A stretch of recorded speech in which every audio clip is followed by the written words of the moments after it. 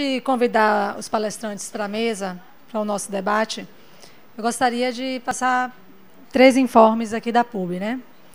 O primeiro deles é a respeito das reuniões que a gente está fazendo nos campi hoje foi na Federação, amanhã nós vamos fazer no Canela e lá em Ondina. Amanhã, às 14 horas, faremos uma reunião com professores, pesquisadores, coordenadores de projetos e programas permanentes de pesquisa e extensão. Então, às 14 horas na Escola de Administração e às 16 horas no Instituto de Biologia. O outro informe é a respeito de um debate que a PUB vai realizar com o professor Pinguelli Rosa, no dia 19 de agosto, às 14 horas, das 14 às 18 horas, na Politécnica. Né? O professor Pinguelli Rosa, ele é professor da Universidade Federal do Rio de Janeiro e coordenador do COP, né? Coordenação de Pós-Graduação em Engenharia. Esse debate tem como tema a discussão sobre a pesquisa, ciência e pesquisa nas universidades brasileiras, presente e futuro. Bom, por fim, no dia 22 de agosto, sei que temos um público aqui relativamente pequeno de docentes, mas como esse debate está sendo transmitido online, é importante também fazer esses informes. Dia 22 de agosto, às 14 horas, teremos uma Assembleia Geral da PUB, né, com a seguinte pauta: informes e análise de conjuntura, condições de trabalho docente e participação da PUB nas manifestações do dia 30 de agosto. Certo? Bom, agora vou convidar o doutor Gessé Brandão, que é do Conselho Federal de Medicina e do CREMEB, do Conselho Regional de Medicina, aqui na Bahia.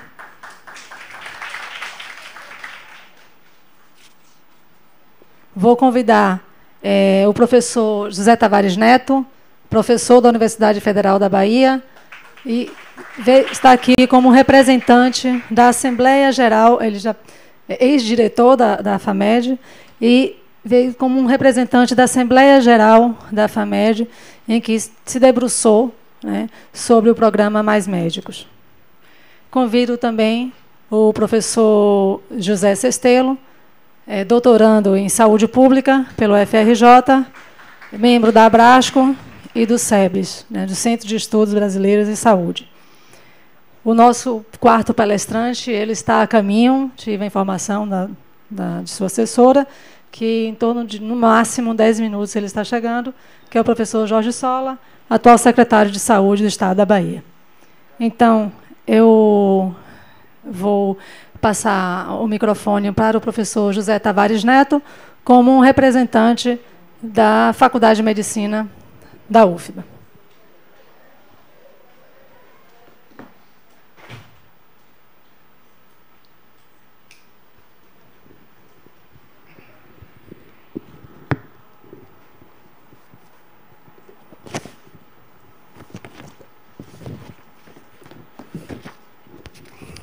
Uma boa tarde a todos. Inicialmente, eu quero agradecer a presidente da PUB, a professora Cláudia Miranda Souza, pela organização do evento, e enfatizar, já que há cópia sobre a mesa, qual a posição da Faculdade de Medicina da Bahia, que, na verdade, a professora Cláudia tem a sigla FMB, recuperando o original sigla da faculdade. A faculdade se reuniu, toda a comunidade, no dia 25 de julho, e definiu vários aspectos contrários ao programa chamado Mais Médicos, que nós entendemos também como um programa de desestímulo ao exercício até da profissão médica. E, de certa maneira, um desprestígio das outras profissões da área da saúde, porque o governo dá a entender que se faz saúde com mais médicos, que se faz saúde com mais serviços de qualidade, com profissionais numa equipe muito profissional. Lamento que o governo tenha definido uma pauta tão importante sem ter uma discussão com as entidades, com as universidades, mas principalmente com a sociedade civil. Por outro lado, nós queremos chamar a atenção que alguns ditos não têm sustentação na prática. Vamos pegar um exemplo ocorrido há 2 horas atrás, né? Estou vindo do ambulatório, tive ambulatório hoje praticamente o dia inteiro. Uma senhora gestante, no 29º mês de gestação, 29ª semana de gestação, vindo numa ambulância de Serrinha, porque precisava de uma consulta com infectologista por ter VDRL positivo. Ora, isso não tem cabimento uma cidade do Porto de Serrinha mandar uma senhora gestante para cá, porque os argumentos do relatório, muito mal escrito por sinal, dava a entender que ela não respondeu à penicilina. Mas ela usou uma subdose, ela não respondeu por isso. Então, o que eu quero dizer é que hoje as prefeituras, e aí vem a questão do gestor municipal, discutir programa de interiorização da saúde passa pela discussão com gestores municipais. O outro aspecto é a imprópria interiorização. E aí não vai experiência de livro, nem experiência profissional, mas experiência vivida, né? Desde 1979, após o meu programa de residência médica, eu tenho um programa de extensão e pesquisa em Catolândia, a 1.016 quilômetros da cidade de Salvador. Uma área endêmica de ectosomose mansônica. E todas as tentativas de lá ter um médico, ou ter um enfermeiro, ou ter um técnico de enfermagem, ou ter um auxiliar de enfermagem, sempre esbarraram no prefeito, né? O prefeito ou não tinha interesse, ou não tinha recursos, ou não tinha isso, ou não tinha aquilo. Mais recentemente, nos últimos 4 anos, essa situação se reverteu. E aí eu quero lembrar, e o professor Ademar aqui presente pode se lembrar melhor do que eu, um baiano chamado Carlos Gentili de Mello, que em 1957 publicou na revista Medicina e Cirurgia do Rio de Janeiro um artigo dizendo, e concluindo, onde não há médico, também não há banco e também não há padre. Interiorizar a saúde é algo complexo, não é um programa feito num assodamento dos gritos da rua que vai mudar a realidade da saúde. Eu estou falando da interiorização da saúde. E essa experiência eu conheço bem, porque eu vivo essa experiência desde 1979. Terceira experiência, essa tem a ver com médicos estrangeiros. Independente de ideologias, eu sou amigo pessoal do governador do Acre, que foi meu aluno na Universidade de Brasília. Em 1999, ele, então senador eleito, pediu-me para fazer um programa de vacinação para o estado do Acre contra a hepatite B. Eu mostrei a ele que para isso precisava ter um projeto, uma aprovação da Universidade Federal da Bahia. O professor Euni Rocha, então, reitor na época, encaminhou, fez os encaminhamentos devidos e para lá nós fomos. E eu conheci todo o Acre e dos 22 municípios, 11 deles não têm acesso via terrestre, exceto fluvial ou aérea. Fizemos um programa de vacinação para hepatite com 3 doses no ano de 2000, com 85% de cobertura, que está publicado na Revista Brasileira de Medicina Tropical. Nesse caminhar, outros pedidos do então, agora já hoje senador da República, então governador, a Universidade Federal da Bahia implantou os programas de residência médica no Acre. Fez o projeto do curso de medicina, que hoje já está na 4ª turma, e levou o mestrado nosso, de medicina e saúde, e lá titulamos 52 mestres. Nesse caminhar, foi pedido que nós coordenássemos o programa de médicos estrangeiros de Cuba. Eu coloquei 2 situações. Primeira, que precisaria ter autorização do Conselho Regional de Medicina do Acre. Segundo, que houvesse um treinamento prévio, também em língua portuguesa. Recebemos 22 cubanos. O projeto foi uma das coisas mais lastimáveis que eu já coordenei na minha vida. E eu não gosto de coordenar insucesso. Foi um insucesso redondo. Em 9 meses não havia um mais cubano no Acre. 4 deles porque tinham problema de saúde mental com alcoolismo. 2 porque vieram, na verdade, com pleitos bem definidos, se casar com uma das nossas patrícias e aqui ficar, como ficaram. Os outros tiveram os problemas de toda a ordem, até um abaixo-assinado contra ele da população de Senador Guiomar, porque ele se negava simplesmente a falar a língua portuguesa, que era o básico para atender um brasileiro, principalmente uma pessoa da floresta. Então, o que nós somos, agora falo nós, a Faculdade de Medicina da Bahia, da Universidade Federal da Bahia, é contra, porque vários têm experiências aqui e acolá que mostram que não é essa maneira de resolver o problema. Ou nós interiorizamos a saúde com serviço de saúde de qualidade, com profissionais de saúde, e aí não falo em médicos, falo numa equipe, né? Nós continuaremos na nossa velha cantinela nacional de criar um programa. Tempos depois, esse programa, quando então vira sigla, é um perigo, né? Várias siglas que eu conheço, elas morrem assim em 2 anos. Então, as políticas não podem ser de governo na questão saúde e educação, no meu entendimento. E no entendimento da Assembleia, isso está dito no manifesto da Faculdade de Medicina da Bahia.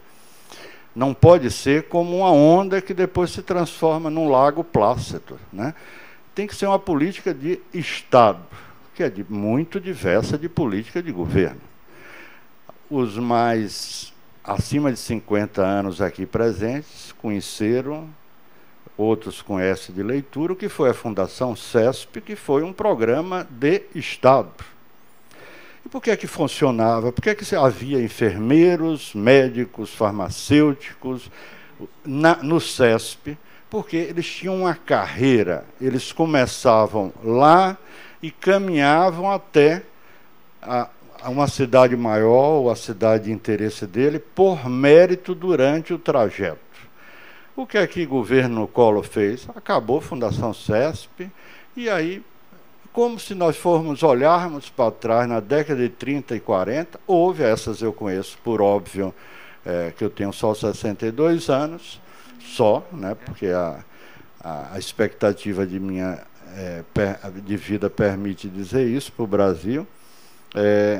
Nós estamos com esse velho hábito e essa velha maneira de querer resolver problemas através de programas que são de governos e não de estados.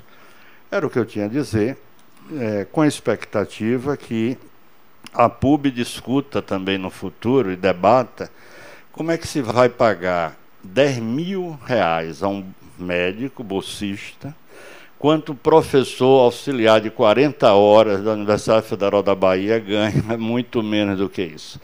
Então eu peço à professora Cláudia que também promova esse debate, por ser até uma atribuição, essa sim específica da PUB, que é o mísero salário que hoje os professores universitários ganham. Ou seja, eu vou formar um médico esse ano que pode ir para o interior ganhar 10 mil por 40 horas e eu não ganho isso por 40 horas. Então, esse absurdo é uma conta que não fecha, né?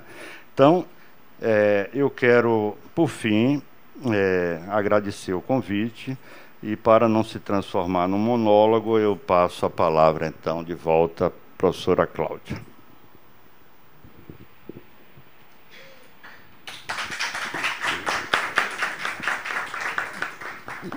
Bom, vamos ouvir. Depois de... pronto. Nossa, professor Jorge Sola, por favor, integrar aqui a mesa.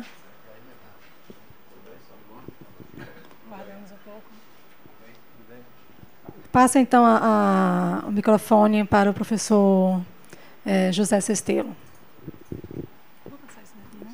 Que é melhor, assim não tem. Obrigado. Alô? Bem, agradeço o convite da PUB. Na verdade, esse convite ele foi dirigido ao professor Luiz Eugênio, que é o presidente da Abrasco, e ele estava impossibilitado de vir. Então, eu assumi essa incumbência e vou falar aqui do ponto de vista, aliás, como um membro da Abrasco e como membro do SEBS, do Núcleo Bahia do SEBS. Vou procurar, eu trouxe uma fala mais estruturada, vou procurar rapidamente resumir e abrir depois. Acho que o interessante é mesmo a discussão que a gente vai ter. Então, queria dizer que o tema da formação de trabalhadores para atuação na assistência à saúde das pessoas e o papel do Estado na regulação da articulação desses elementos com o conjunto da sociedade, esse tema é um tema seminal para o campo da saúde coletiva. A discussão atual, pautada pelo governo federal em torno de um programa de incentivo à oferta de profissionais médicos para assistência à população de regiões consideradas como vazios sanitários, pela ausência de estruturas assistenciais, constitui uma boa oportunidade para a recuperação de referências históricas da saúde coletiva à luz da conjuntura de hoje. Juan César Garcia foi um médico, cientista social e historiador argentino, funcionário da Organização Pan-Americana de Saúde, nas décadas de 60 a 80, que teve papel destacado na veiculação de conceitos de medicina social no Brasil e contribuiu para a criação e consolidação de programas de pós-graduação, como o do Instituto de Medicina Social da Universidade Estadual do Rio de Janeiro.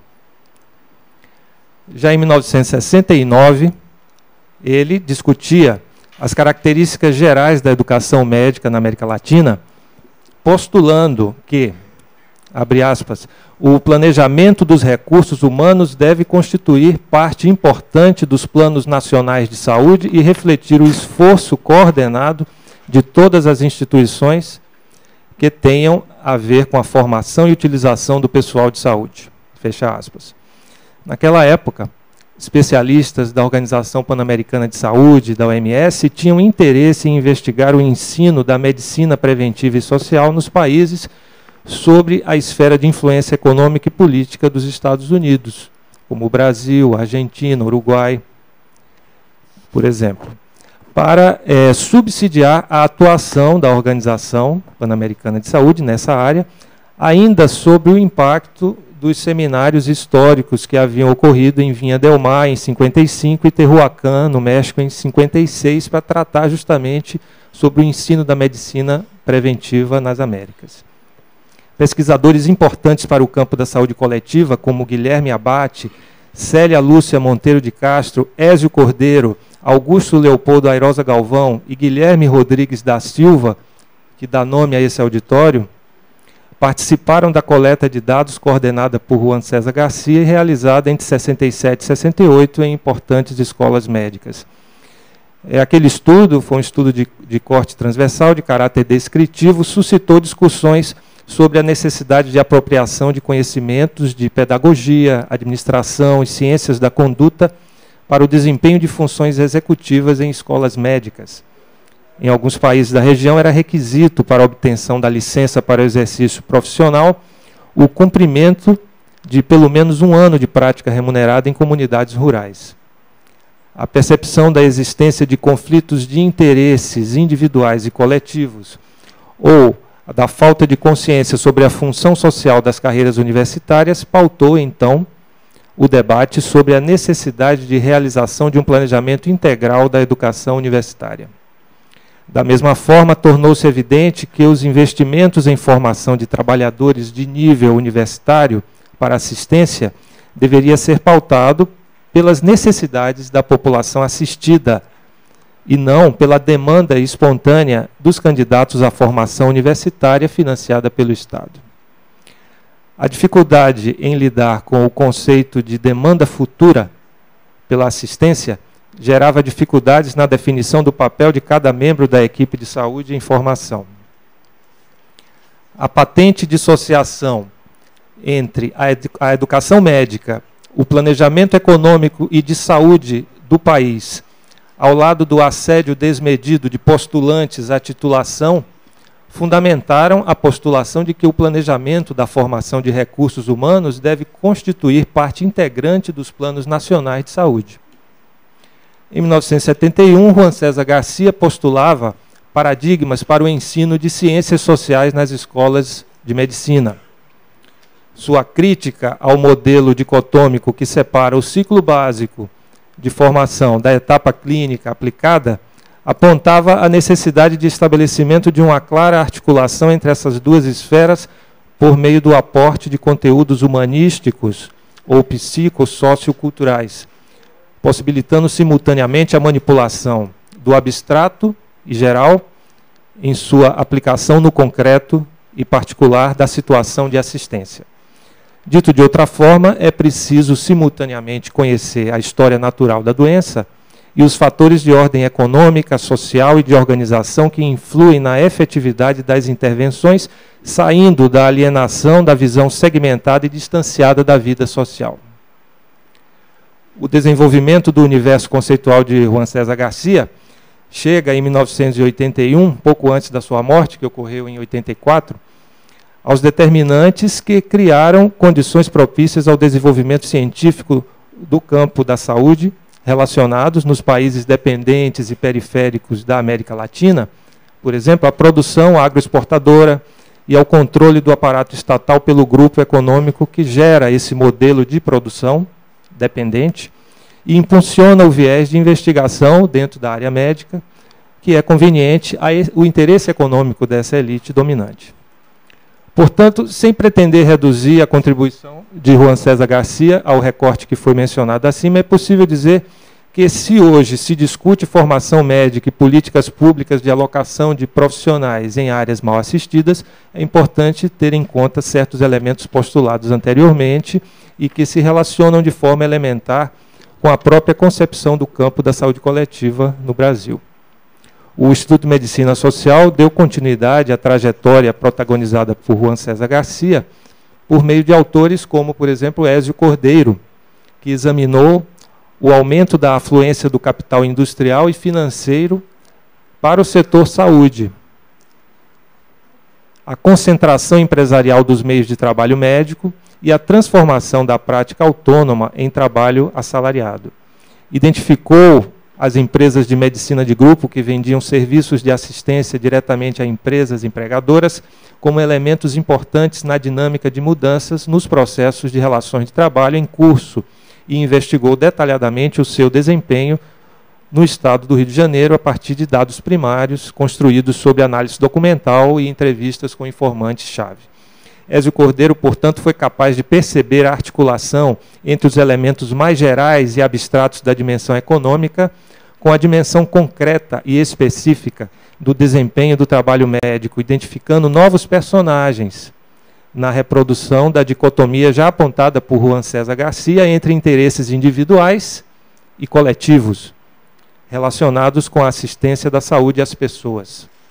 Assim, seguindo a mesma linha argumentativa de nossas referências fundamentais e tomando o caso concreto da política proposta pelo governo federal para o manejo do vazio sanitário de algumas regiões do Brasil, é possível fazer algumas considerações sobre seus limites e possibilidades.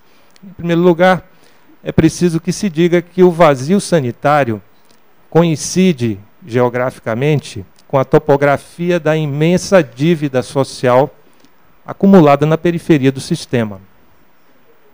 Falta assistência na periferia de grandes cidades, que contam com a hipertrofia de oferta nas regiões centrais e nos polos mais dinâmicos de acumulação de atividade econômica. Em outras palavras, não são as necessidades de assistência que estão determinando a alocação de pessoal e infraestrutura de atendimento, mas a capacidade de pagamento e de articulação política do segmento privilegiado que as utiliza prioritariamente. Trata-se de um caso de privatização e segmentação da lógica de atendimento do sistema de saúde.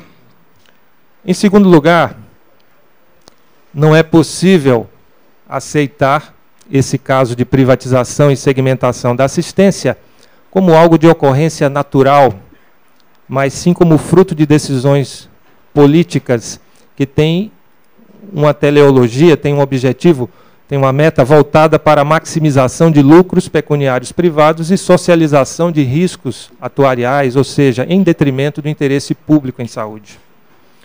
Assim, é preciso fugir à polarização de simplesmente ser contra ou a favor de uma política pública da hora, evitando um viés corporativista relacionado com os interesses de grupos profissionais de saúde ou um viés governista pautado por uma verticalização no processo de elaboração de políticas públicas.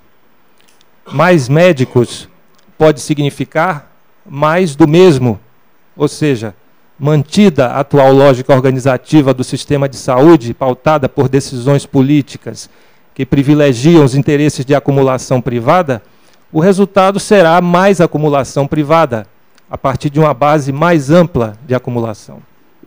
Por outro lado, mais médicos pode significar um primeiro passo na reorientação para uma lógica de decisões políticas pautadas pelo interesse público em saúde, o que significa uma lógica sistêmica, onde o trabalho médico se inscreve em um cenário maior, que é determinado pelas necessidades de saúde da população e é regulado claramente pela função do Estado. O Brasil é um país desigual. É também um país que possui um déficit de infraestrutura de serviços de relevância pública, como saúde, transporte e educação. Uma realidade bem diferente, portanto, do que se observa nos países centrais. Para superar esse déficit sem se recorrer à barbárie, é preciso valer a função redistributiva do Estado por meio de um sistema fiscal realmente progressivo, que tire de quem tem mais para distribuir para quem tem menos.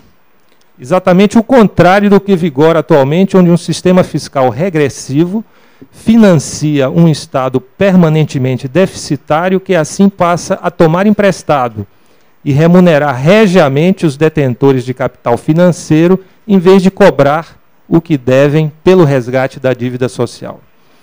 A atual crise, previsível na distribuição de recursos assistenciais, inscreve-se nesse cenário e assume peculiaridades no que se refere à prática da atividade profissional de assistência. A remuneração por procedimento, que independente do valor pago, avilta por princípio a relação profissional, mercantiliza algo que não poderia ser precificado. É surpreendente que as corporações profissionais se debatam por reajustes em tabelas de procedimento que transformam seus membros em tecnólogos para execução de protocolos elaborados fora do contexto terapêutico. A dupla jornada, no público e no privado, poderia também ser objeto de discussão como uma questão ética inadiável. Quem se sente impedido de servir ao interesse público em meio expediente e cuidar de interesses particulares no desempenho simultâneo da mesma atividade? Como se dá o processo de aprendizagem dessa questão ética nas escolas médicas coordenadas por professores, eventualmente, de meio expediente? Finalmente, quantos estudantes das universidades são oriundos das comunidades desassistidas, dos chamados vazios sanitários, Onde fica a capacidade do profissional reconhecer e valorizar os valores culturais e peculiaridades do meio social onde exerce a sua prática assistencial? Haverá a possibilidade de cruzar essa fronteira apenas com estímulos pecuniários ao prestador?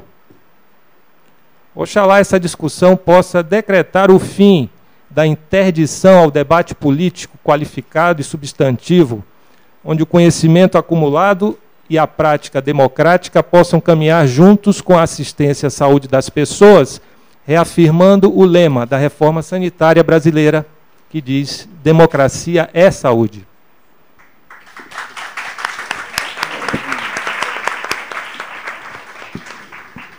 Bom, vamos passar agora o microfone para o Dr. Gessé Brandão, para ele proferir sua palestra. Deixa eu passar isso daqui, que é melhor por causa do filme ficar para lá e para cá. Boa tarde a todos. Agradeço o convite do pessoal da PUB, a pessoa da professora Cláudia, para me dar a chance de, mais uma vez, debater esse tema fascinante, complexo, da maior seriedade e importância para a sociedade brasileira e, particularmente, um Estado onde 90% da população não tem poder de compra para comprar pessoalmente, privadamente, sua assistência à saúde. Essa população depende de um sistema público ágil, eficaz, eficiente e resolutivo. Eu estava aqui escutando a fala do professor Tavares. É impressionante a forma como ele expressou a perplexidade que a Faculdade de Medicina teve da UFBA quando foi surpreendida com essa medida provisória 621. E a lista de perplexidades do professor Tavares é absolutamente semelhante à nota oficial da USP, da Unifesp, da Unicamp, da Faculdade de Medicina de Goiás, da Associação Brasileira de Educadores Médicos, da Federação Brasileira de Academias de Medicina. É impressionante como coincide também com a perplexidade que foi invadida às entidades médicas brasileiras. Nós tivemos, professor, uma perplexidade muito maior, porque, acho que em maio, a presidente Dilma recebeu as entidades no seu gabinete e as entidades médicas levaram, diante da divulgação na mídia de que havia uma movimentação no sentido de se fazer um plano para preencher de forma ágil os vazios sanitários e também os vazios nos municípios longínquos, mas também nas periferias das grandes cidades. Então, o movimento médico fez um plano e levou a presidente, que, em essência, seria o seguinte: criaríamos uma carreira para o SUS, para os principais profissionais da saúde. Seria os médicos, os enfermeiros, os dentistas e os farmacêuticos bioquímicos. E esses 4 profissionais formariam uma equipe que, com um equipamento básico mínimo, iríamos ocupar esses vazios sanitários em todos os municípios de 50 mil habitantes para baixo, e as periferias também que tivessem com esses vazios sanitários. A presidente aparentemente ficou simpática à coisa e encerrou a audiência dizendo: olhem, nós vamos meditar, vamos ver esse documento e comprometo-me com os senhores de que não faremos absolutamente nada sem termos uma parceria, uma conversa, para que a gente pudesse criar de uma forma conjunta, já que nós todos somos o Brasil, nós somos o Estado, nós todos queremos um SUS resolutivo, ágil e servindo bem à população brasileira. Porém, Dias depois, explodiu o chamado movimento Vem para a Rua, e a presidente, de uma hora para outra, surpreendentemente, resolveu fazer 5 pontos de resposta aguda, imediata, ao clamor das ruas, e no que tange à solicitação de saúde, ela disse que estaria trazendo milhares de médicos para resolver o problema do SUS. Ora, quem conhece comunicação sabe que o que é falado tem por detrás também o que é entendido. E ficou subentendido ali que eram os médicos que eram causadores e os principais responsáveis pela precariedade do SUS no país. Essa precariedade que não é só nos vazios. Essa precariedade que não é só nos vazios, distantes e municípios distantes. A precariedade é em todo lugar onde tem SUS, é precário. Hoje, aqui em Salvador, tentem marcar uma consulta com um reumatologista. Tentem marcar qualquer especialidade. Tentem fazer uma simples cirurgia de mioma uterino. Então, nós estamos aqui conversando sobre essa questão dos vazios sanitários, mas o vazio é geral. A precariedade do sistema público brasileiro é geral. Está instalado, ele está travado. E nós precisamos, sim, ajudar o Brasil, ajudar os gestores a sair dessa situação. Eu me sinto envolvido com isso. Eu sou um homem político. Eu trabalhei para eleger o governador Wagner na primeira gestão dele intensamente. O movimento médico fechou. Nós vimos de um governo arrogante, autoritário, machista, um déspota há 40 anos, e nós precisávamos modernizar a cena política da Bahia, e modernizamos. O governador Wagner deu um salto de qualidade que não há como deixar de reconhecer isso em todas as instâncias, inclusive na saúde pública, que o governador Paulo Souto fez a campanha dele dizendo que a CESAB, na sua avaliação, não tinha que se responsabilizar por assistência pública de saúde, não. A CESAB ia ser uma espécie de uma agência nacional de saúde. Eu não me esqueço dessas coisas. Nós não podemos esquecer a história, o fluxo da história. Então, ok, isso tudo é verdade. Estamos todos juntos para melhorar. Agora, o que a gente não pode é receber dessa forma, de uma forma voluntariosa e improvisada, uma situação desse tipo que está no corpo da medida provisória 621. Inclusive, o próprio professor Tavares relatou aqui a tragédia que foi a experiência do Acre com a importação de médicos cubanos. Será que isso não serviu para nada? E nós agora falamos de importar médicos, sobra de médico desempregado no estrangeiro para vir para cá sem nem submeter um revalida? Submeter os nossos pobres da periferia à sobra de médicos desqualificados do resto do mundo? Que faça o revalida e junte-se a nós. Não restringe esses colegas médicos a guetos. Não, esses que vêm só podem trabalhar nos municípios longínquos. Não! Criemos uma carreira de Estado, façamos concurso público para médico brasileiro e médico estrangeiro também, que venham os colegas do estrangeiro. Que país pode se desenvolver recusando e dificultando a entrada de cérebro qualificados para se juntar a nós e trabalhar e desenvolver nosso país? Que venham os médicos, que venham os engenheiros, que venham os eletrotécnicos, que venham o pessoal da eletrônica. Quem é que pode recusar cérebros prontos para nos ajudar a modernizar o nosso país? Como é que podemos recusar a vinda de médicos? Que venham, mas que venham qualificados para atender bem o nosso povo. Não é vir pegar o rebutalho, o resto de médico desempregado de Cuba, da Bolívia e de quem mais quiser venha, sem fazer o revalida. Porque nós estamos virando uma república de bananeiras.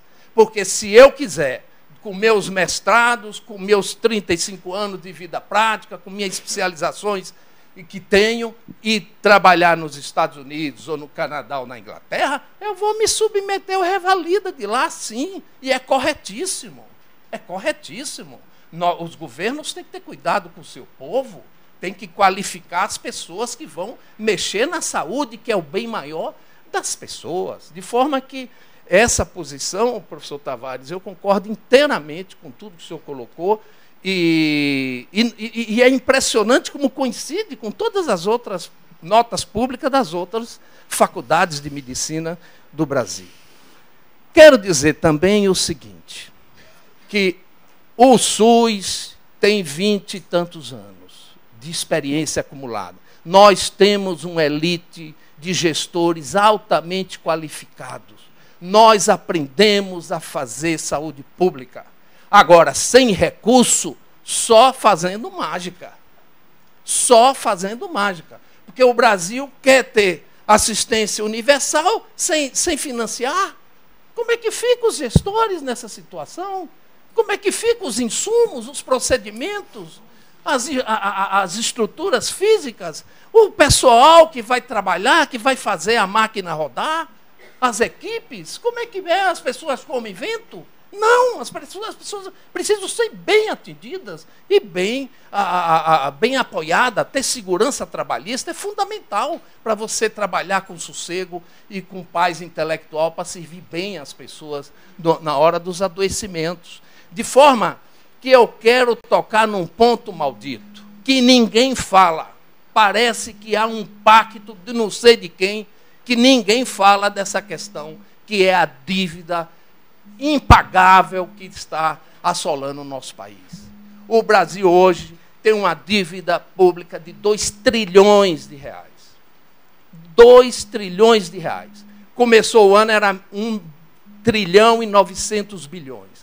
Agora está em 2 trilhões. Quando chegar em dezembro, ela estará em 2 trilhões e 230 bilhões. Eu estou me baseando num documento do Tesouro Nacional chamado Plano Nacional de Financiamento do Tesouro Nacional, publicado em março, que dá esses números.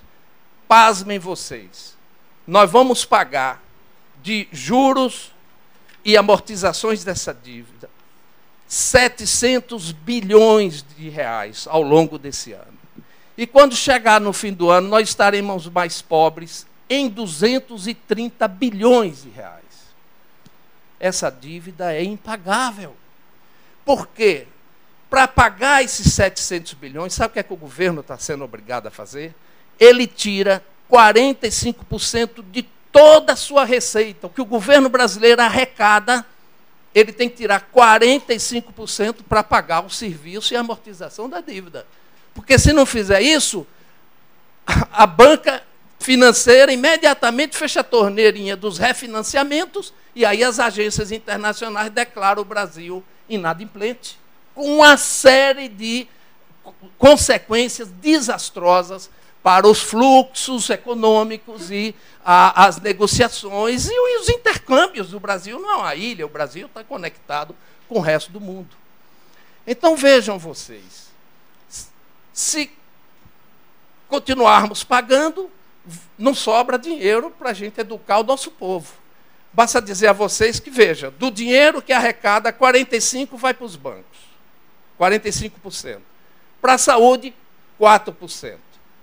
Para a educação, 2,9%. Isso não pode continuar. Nós estamos renunciando o nosso desenvolvimento e o nosso futuro. Então, não adianta a gente estar se batendo aqui nessa situação toda, se este problema de base não for resolvido. Hoje, a diretora do Hospital Couto Maia fez um artigo extremamente lúcido, bem elaborado, onde ela diz: o Brasil é a 7ª maior economia do mundo, mas em termos de gasto na saúde pública, nós estamos em 72º lugar. Então, esse é um cenário que é absolutamente inadiável essa discussão.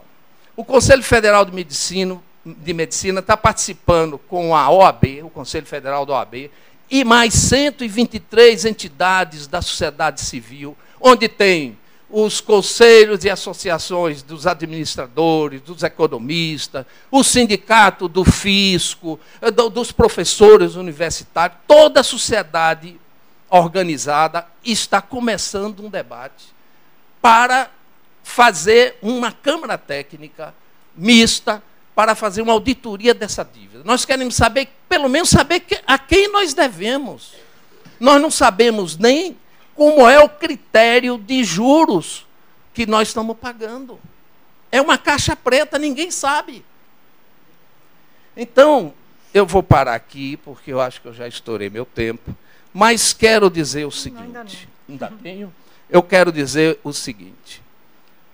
Nós precisamos correr atrás, temos tempos, temos condições de nos unir, todos. A Bahia, inclusive, no que se refere à carreira do médico, 5 minutos, obrigado. A Bahia é um exemplo para o resto do Brasil. O governador, depois de 30 anos do movimento médico lutando, pedindo, implorando, negociando, o governador determinou e os técnicos fizeram, depois de 1 ano de negociação com o movimento médico, e hoje nós estamos há 1 mês com o nosso plano de carreira, cargos e vencimento instalado. O médico da Bahia, são 5.000 médicos beneficiados, que têm uma carreira digna, que permitirá, teoricamente, segundo dados do DIEESE, o que faz 20 horas hoje, quando aposentar, se aposente com um valor em torno de R$10.000, que vai permitir uma velhice digna, com um mínimo de possibilidade de ter suas necessidades materiais atendidas no ocaso da vida. Mas não foi só isso. O governo da Bahia criou a Fundação Estatal da Saúde da Família, que é uma coisa nova.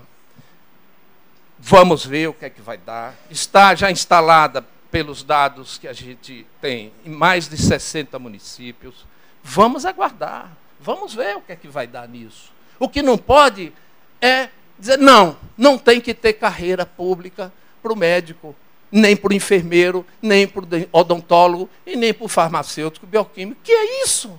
Então, esse tipo de profissional não tem direito a uma segurança trabalhista?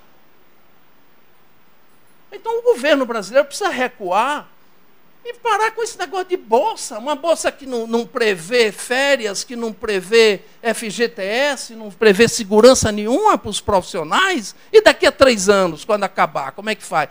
Pode refazer mais 3 anos. Mas que emergência é essa que vai durar 6 anos? Que emergência é essa? Então, a coisa não está boa. Nós precisamos nos unir todos, ir ao parlamento brasileiro, pedir para rejeitar essa medida provisória, e vamos nos unir todos, ajudar o governo brasileiro, o ministro da Saúde e da Educação, e fazer uma coisa consensuada com a academia. Vamos criar a carreira de Estado, para os principais agentes, atores da saúde, vamos criar as nossas unidades nas pequenas cidades, com um pequeno laboratório, com o dentista, com o farmacêutico e o médico, e vamos ajudar a sair dessa situação. A verdade é que, como está, não dá para continuar. Tem dados que mostram que, da década de 90 para cá, em função do subfinanciamento, mais de 200.000 leitos já foram desativados de disponibilidade para o SUS. Tem um dado que, de 2005 para cá, 41.000 leitos já foram desativados da disponibilidade para o SUS. Isso vai parar onde? E vai ser essa medida provisória que vai resolver isso? E o SUS travado nas grandes cidades, como eu acabei de falar? Vamos ver quem consegue fazer uma consulta especializada, quem consegue fazer uma cirurgia eletiva que não seja de urgência. Vamos ver quanto tempo leva para você conseguir fazer um exame, um procedimento de imagem menos usual. Ou mesmo usual, uma ultrassonografia. Vamos ver como é que se consegue, qual a maratona burocrática que um pobre cidadão soteropolitano faz para poder ter uma assistência básica desse tipo. De forma que eu quero agradecer a chance de estar aqui e quero dizer que o movimento médico brasileiro é sensível a isso. Nós temos uma profissão honrada, temos orgulho, prazer e alegria de sermos médicos e queremos sim ajudar o nosso povo, ajudar o nosso país a sair desse impasse e a botar o SUS para tornar uma realidade, deixar de ser apenas um sonho que até agora não está consolidado. Muito obrigado a todos.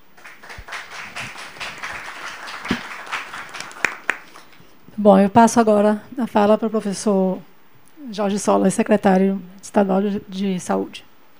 Bom, boa noite a todos, todas. Queria agradecer à PUB o convite para participar desse debate e a oportunidade de estar aqui com vocês aqui no auditório de instituição coletiva, saudar nossos colegas da UFBA, da CESAB e de outras instituições aqui presentes.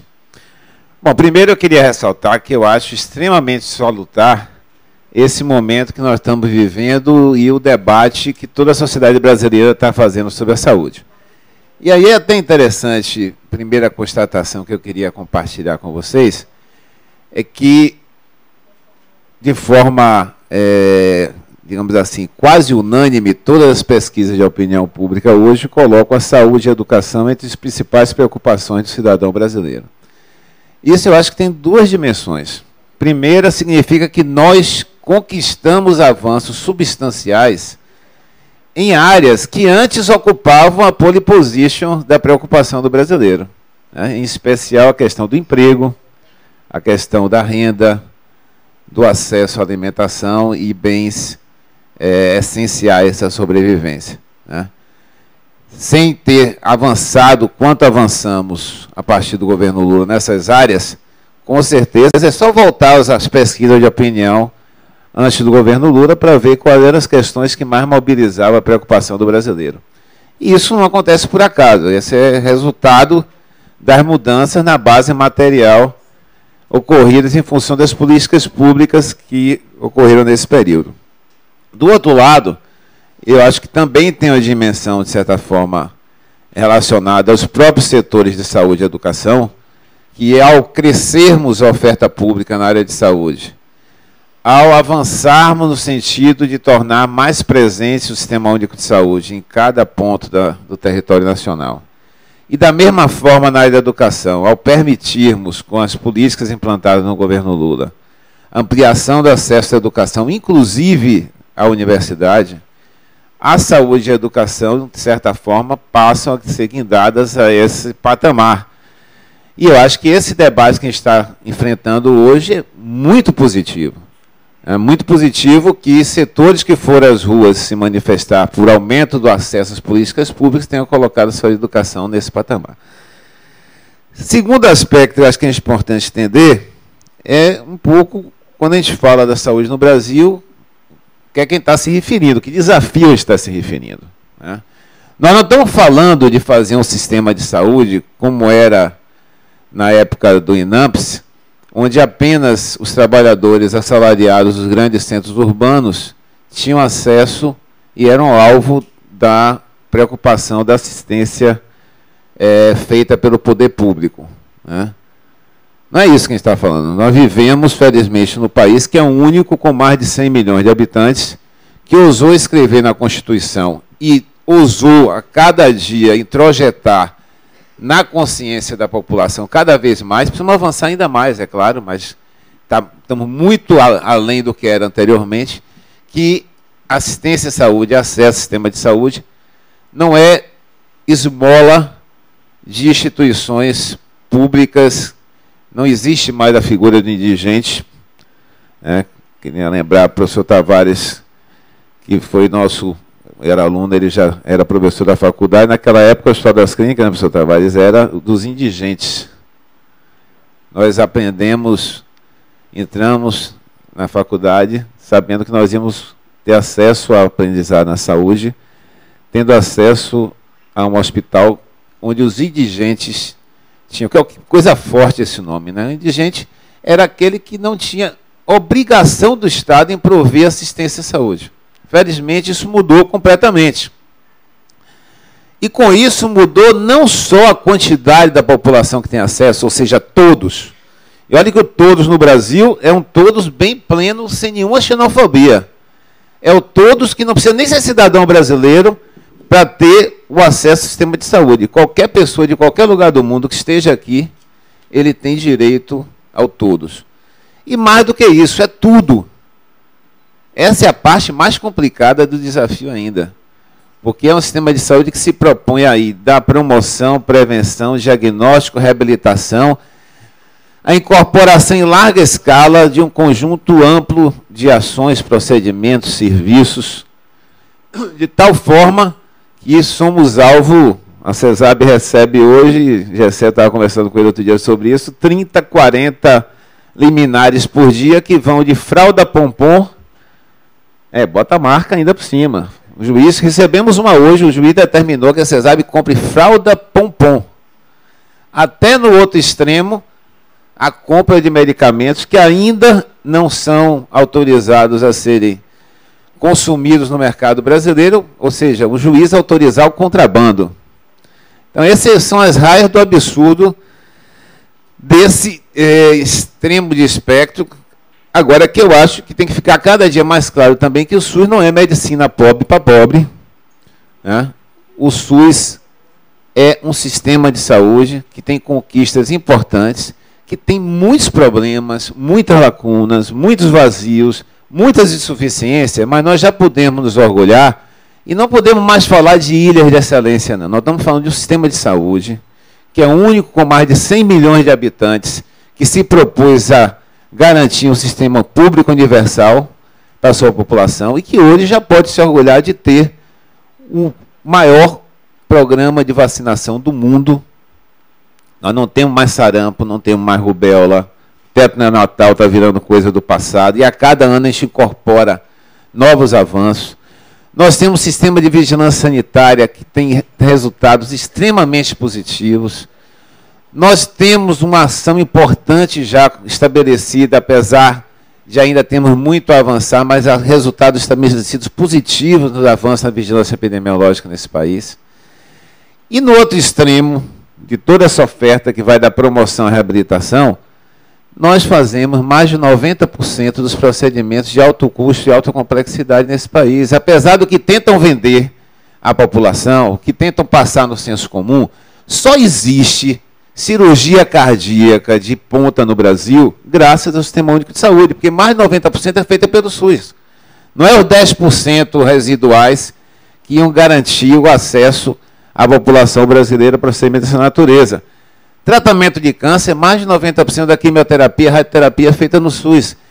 95% ou mais dos transplantes e mais de 97% do tratamento da insuficiência renal é feita pelo SUS. Então, é esse o sistema que eu estou falando. Então, não é um sistema precário.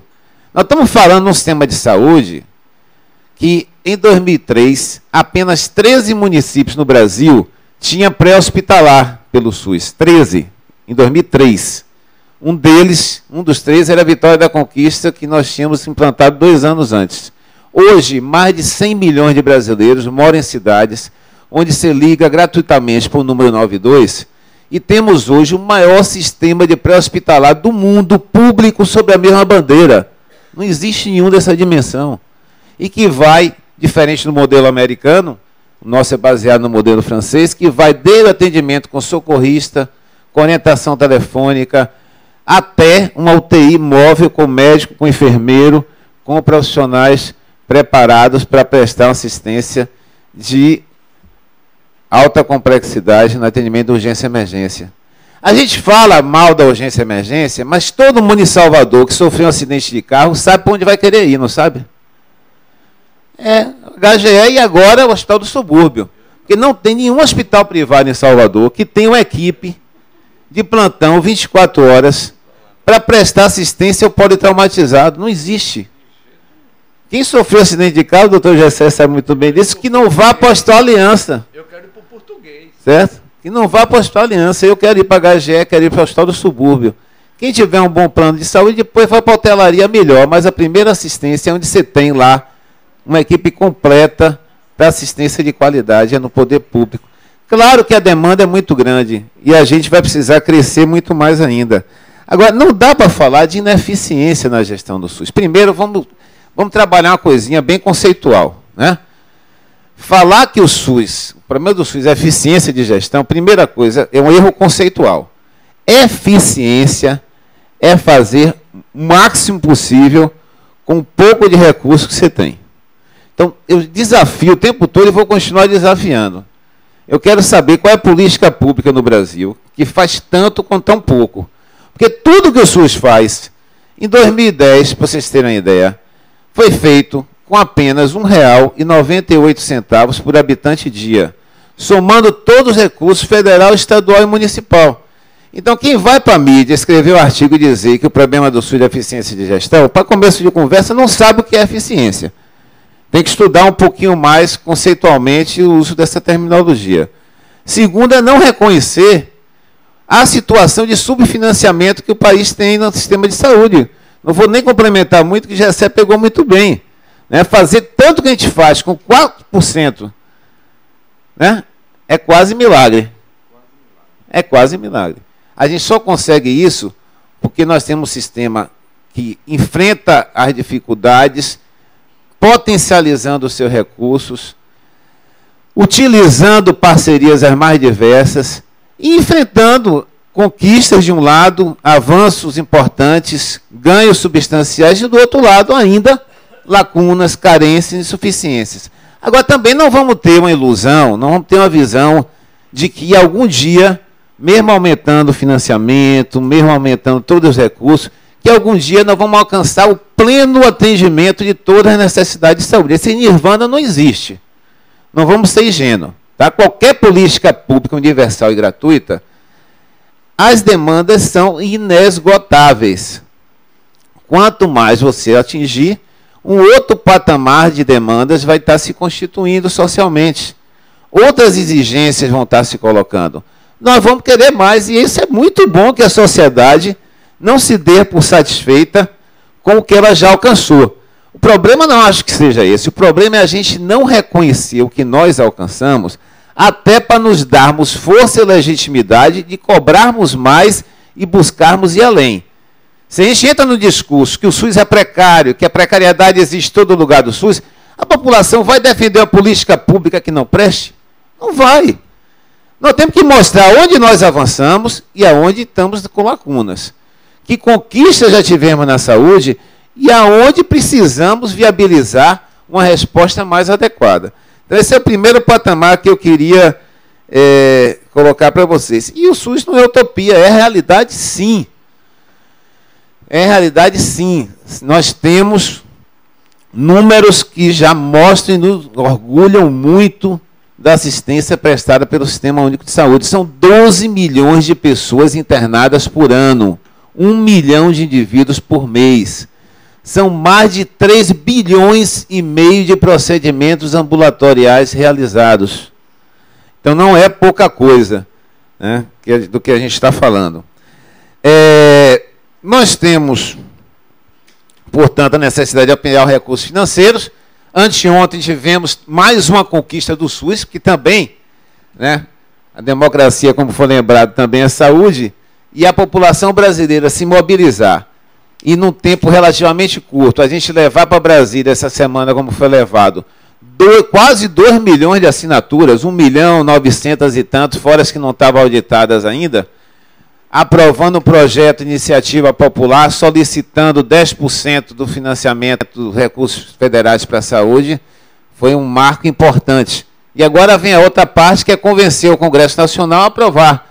Porque, infelizmente, a gente tem um Congresso Nacional que vive à base dos lobbies e das pressões das corporações. É mais fácil aprovar um piso salarial que você não sabe como vai pagar, do que aprovar o dinheiro para aumentar o financiamento da saúde, para até permitir, né, condições de pagar um piso salarial.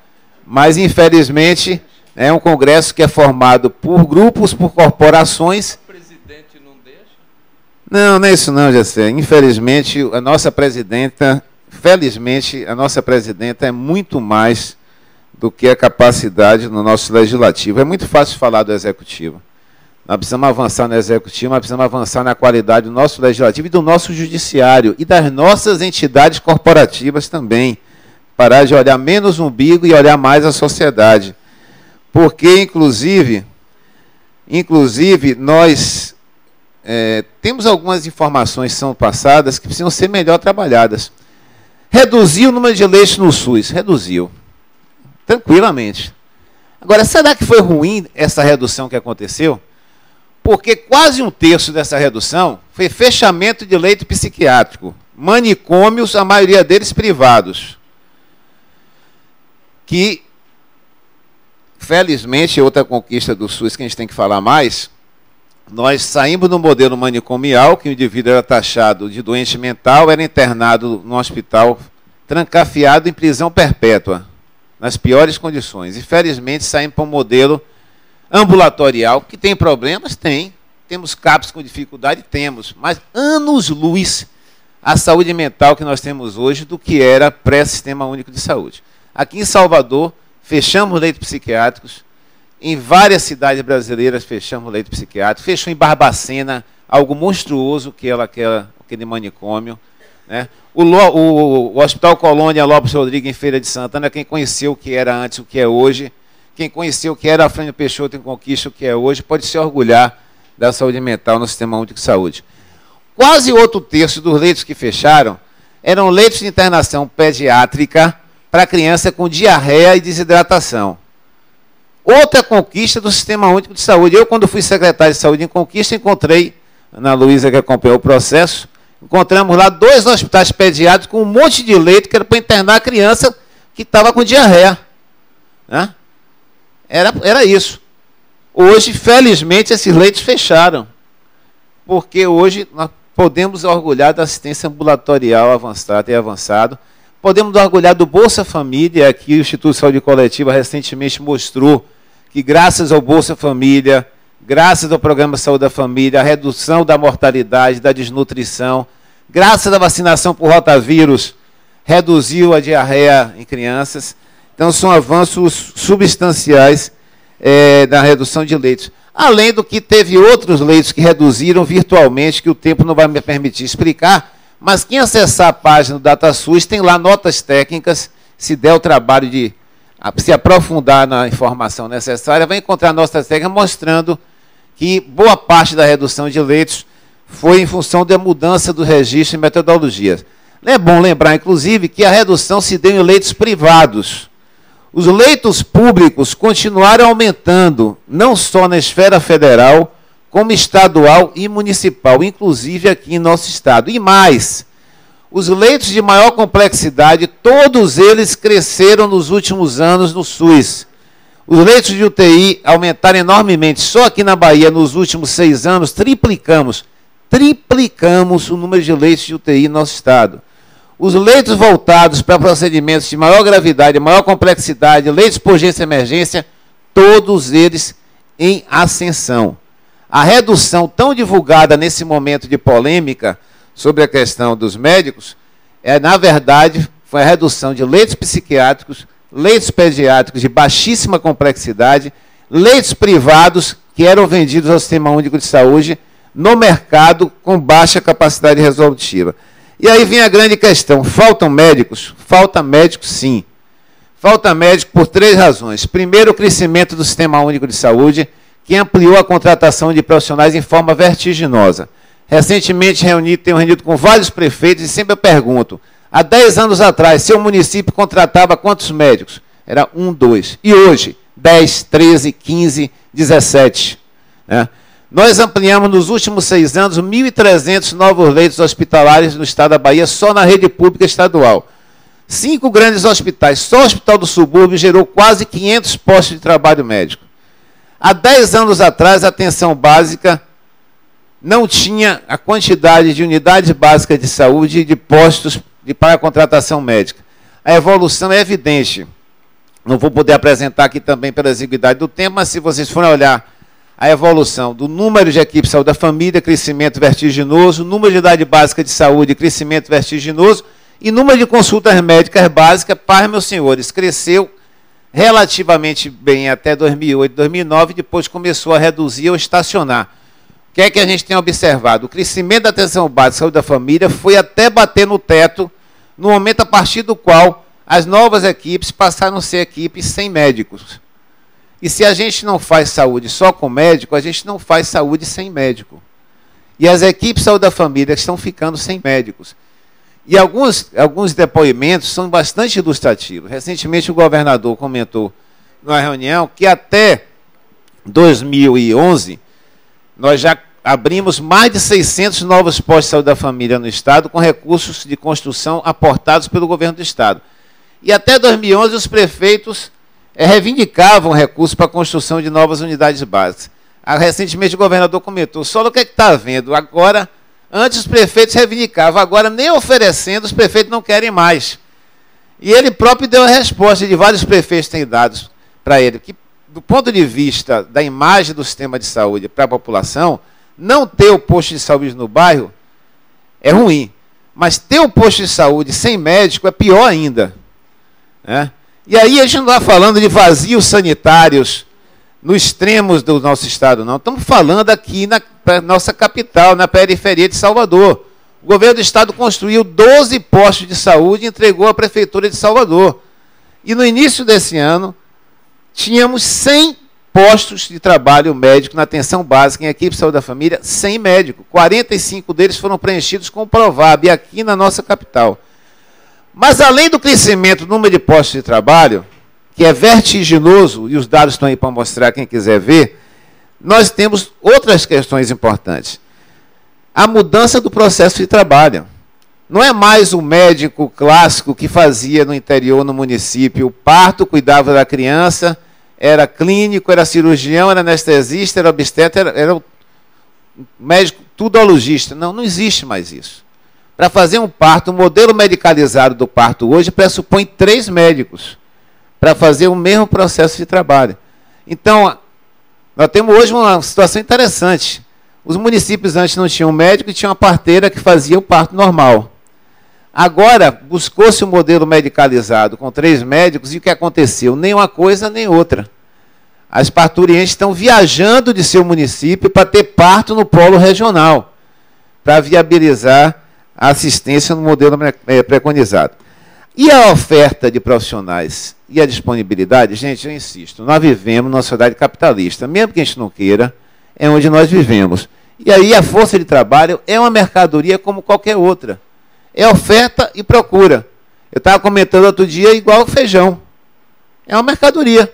Se a safra aumenta, tem mais feijão, reduz o valor do produto. Se diminui e a demanda diminui, aumenta, e a demanda não diminui, aumenta o valor do produto. Infelizmente, a força de trabalho na sociedade capitalista é assim. Se eu tenho muito profissional e pouco posto de trabalho, cai a valorização da profissão, do ponto de vista salarial. Se o oposto acontece, isso aumenta o valor da profissão. E a regulação? Nós não estamos falando de novidade nenhuma.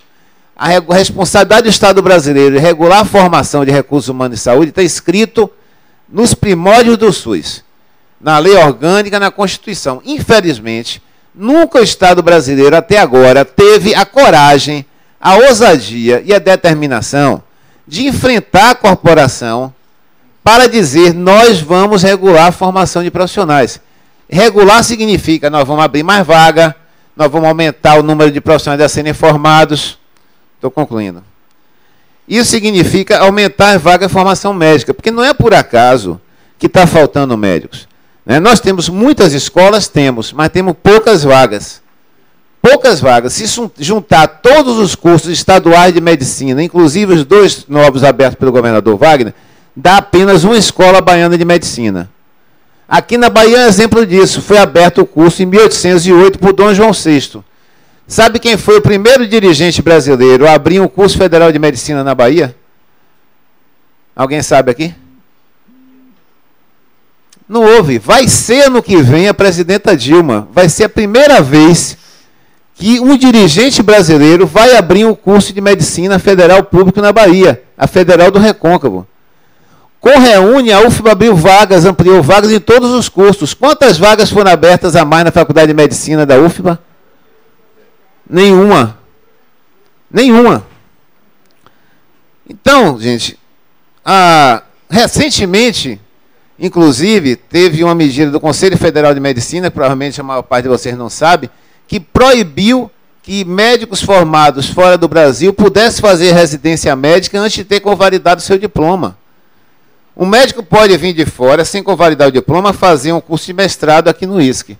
Pode fazer doutorado aqui no ISC, mas não pode fazer residência aqui no ISC. Porque mais uma medida para reduzir a oportunidade de ter profissionais disponibilizados.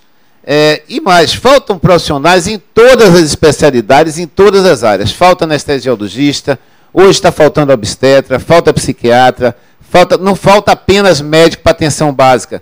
Isso é pior e mais gritante, porque a atenção básica nós podemos resolver a grande maioria absoluta dos problemas, mais de 80% a 90% das investigações e dos estudos mostram que se resolve na atenção básica. Então, faltar um médico na atenção básica é um dano enorme para o sistema de saúde e que repercute em cascata nos outros níveis. Porque se enche a emergência de uma unidade hospitalar, é porque faltou atenção básica para controlar a hipertensão, para controlar a diabetes, para resolver precocemente outros problemas. E, obviamente, esse programa que está em questão, eu vou ter que parar aqui agora, que eu já estendi demais, mas esse programa que está em questão, eu acho que tem virtudes e tem deficiências. Para mim, a maior virtude é a primeira vez que o governo federal coloca um programa estruturante, porque tem medidas para ampliação da oferta de formação de vagas para novos profissionais, de oferta de formação de vagas para especialização, então são mais vagas para graduação, mais vaga para residência, mas nós não podemos deixar a população mais 10 anos esperando para que esses novos profissionais sejam formados e possam ocupar esse posto de trabalho. Nós não podemos deixar 2/3 da população indígena na Bahia continuar sem direito a ter um médico em seu território para dar atenção básica. Nós não podemos permitir que a periferia de Salvador continue com posto de saúde sem médico, até termos mais profissionais formados.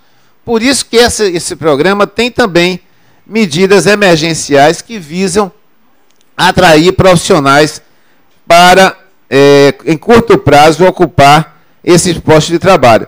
E R$10 mil líquido, né, é muito abaixo, estou já encerrando, é muito abaixo do padrão de remuneração do profissional médico hoje. Se vocês fizerem qualquer pesquisa de opinião com recém-formados ou mesmo com quem vai se formar, as expectativas do jovem médico estão pelo menos 2 vezes acima desse valor. Tá? Se você for ver quanto é a média de remuneração dos profissionais hoje no mercado, é muito acima de R$10 mil líquidos por mês. Então, a questão salarial, por si só, não é o atrativo principal. Não é por acaso que com o Provab, que o grande motor foi impulsionar uma nota a mais num programa de residência, conseguiu 4 mil profissionais, e agora com mais médicos que não tinham atrativo da pontuação na residência, só tinham atrativo salarial, não chegamos a 1.000 profissionais. Só para completar a informação do professor Gessé, nós não temos, ele falou aqui, os 2 planos de carreira, o da FESP para atenção básica e o do Estado da Bahia para os médicos, para o governo do Estado. Lembrando que o plano da FESP já fez concurso, com prova em todas as capitais, com remunerações que hoje estão entre R$8 e R$13 mil, com férias, 13º, progressão, promoção. Então tem toda a matriz reivindicada pelas entidades médicas. E de 500 vagas, conseguiu preencher apenas 50. Porque todos os demais candidatos, quando sabiam que era 40 horas, que tinha que trabalhar na atenção básica de segunda a sexta, desistiam, rejeitavam. E eu, assim, não criminalizo, não culpabilizo, não acho nada demais o profissional médico chegar e dizer: ó, Sola, eu não tenho interesse em trabalhar de segunda a sexta na saúde da família, eu não tenho interesse em trabalhar em outro município, eu estou aqui em Salvador, estou ganhando bem, estou bem remunerado, minha família aqui tem melhor condição, meu filho tem uma boa escola. Não há nenhum problema nisso. Eu só não posso concordar que ele diga: eu não quero sair daqui, eu não quero mudar desse posto de trabalho, eu não quero deixar na exceção que eu tenho, e não quero deixar que ninguém ocupe o posto de trabalho que eu não quero ocupar por opção, porque eu tenho coisa melhor para mim. Então, eu não posso concordar, não é com a opção que o profissional faça por um posto de trabalho bem remunerado, ou melhor remunerado, ou diferenciado no grande centro urbano. De jeito algum. Eu só não posso concordar é que ele, ao fazer essa opção, se ache no direito de dizer que aquela população vai continuar sendo excluída e não podemos abrir para outros profissionais ocuparem o posto de trabalho que ele não está dando preferência hoje. Tá, obrigado.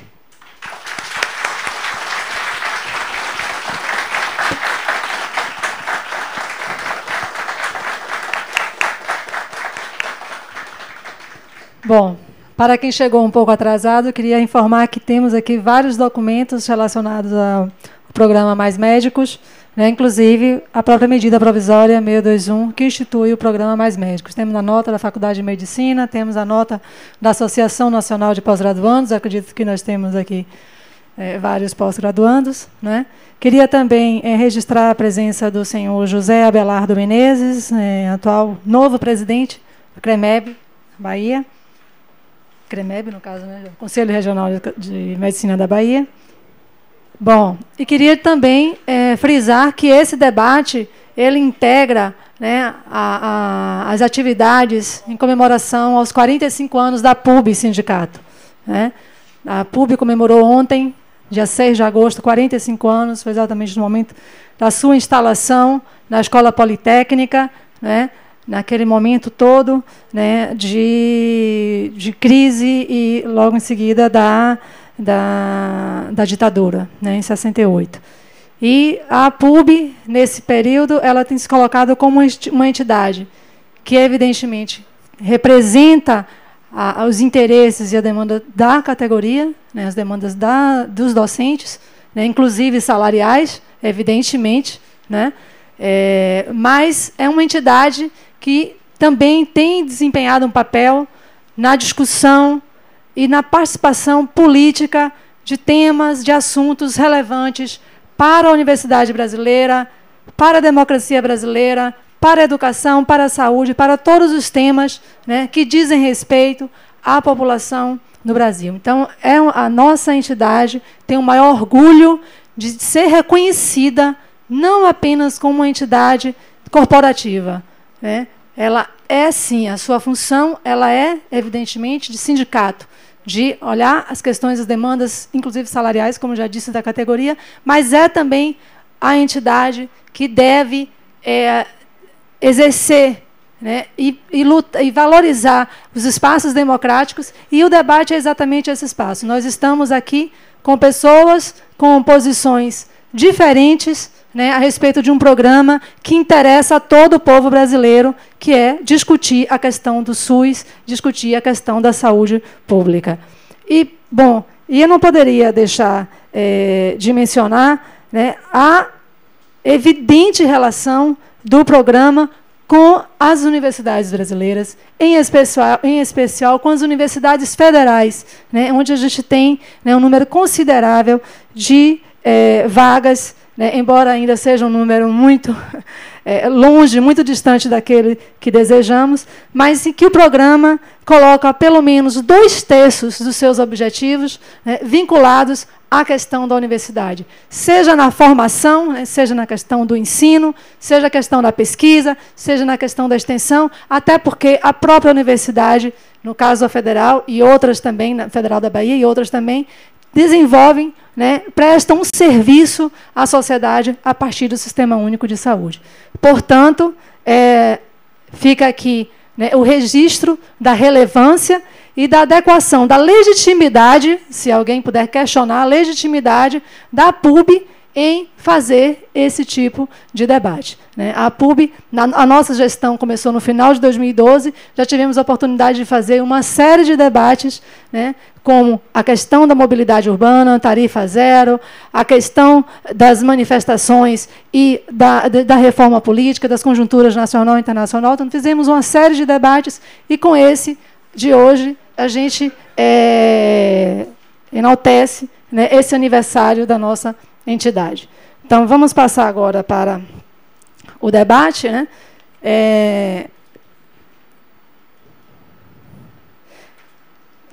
Também queria registrar aqui a presença do senhor Marco Antônio que é presidente do Conselho de Saúde do município de Salvador.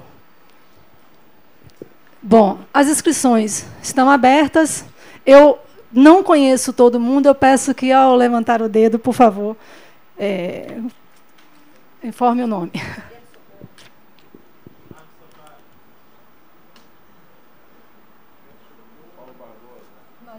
Só um pouquinho. Primeiro foi ele, depois foi Rinaldo, depois aqui. Só o Rinaldo que eu conheço.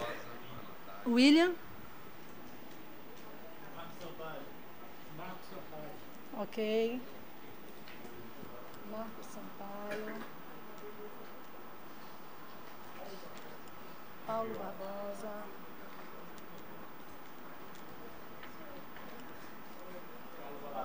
Carlos Valadares. Dion. Como? Murilo? Rodrigo. Ok. Não, vou limitar, com certeza. Com certeza. Yuri Bonfim, já coloquei.